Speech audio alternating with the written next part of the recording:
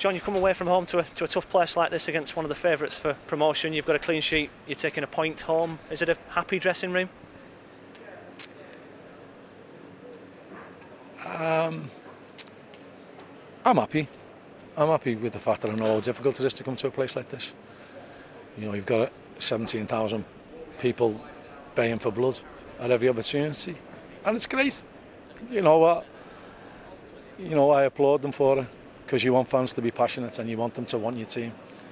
And there are an honest bunch of people up here, because a lot of them clapped us off at the end. I had a good bit of banter with a couple of the fans behind me during the game. Smashing. You know, these are the games that you want to play, and it's just a pity that we can't play them every week, and they can. Well, every other week they can. But I know how difficult it is, because I know that the best referees in the world are going to get their arms twisted, and you know, some of the decisions didn't go in our favour today, and we've come battle hard into that now. And so what we do is we put that out of our minds and we focus on our job. And you've got to say our lads really focused on the job today. We had a game plan. It wasn't to nullify them. It was to try and play our game. And you know, at times we did pass the ball around them quite well.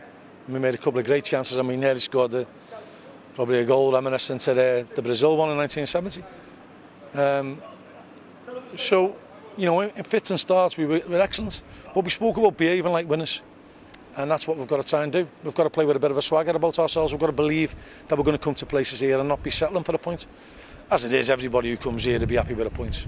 You know, I'm not naive or churlish or trying to be flippant by saying that. But we've got to believe that we're going to come here and try and win.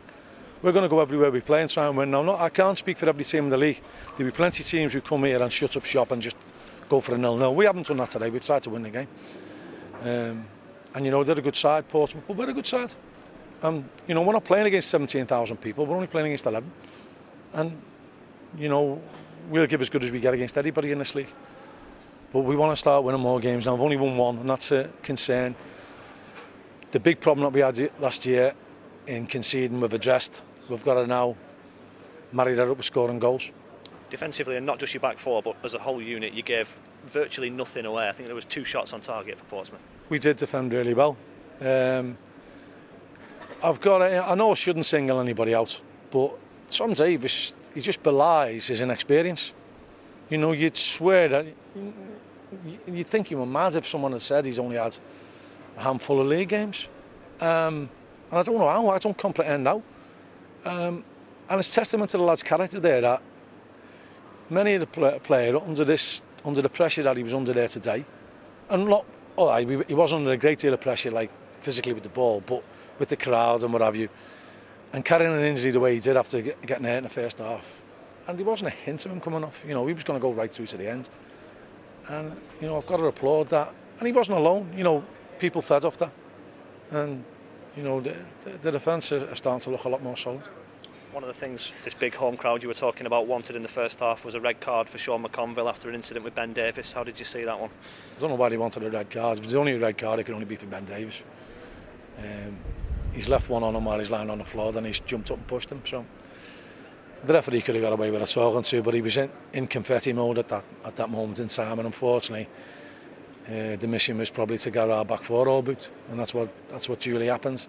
You know, a lot of it could have been avoided if he'd got his yellow card out for the only really bad challenge of the game, which was done in the first 20 minutes by Gareth Evans, and he decided not to. So, other end of the pitch, could you have won it? You had a couple of decent opportunities, one good save by the sub-keeper as well. Yeah, you know, I think probably a draw is a fair result. But we did have a couple of chances that I thought we snatched at, and a couple of weak headers.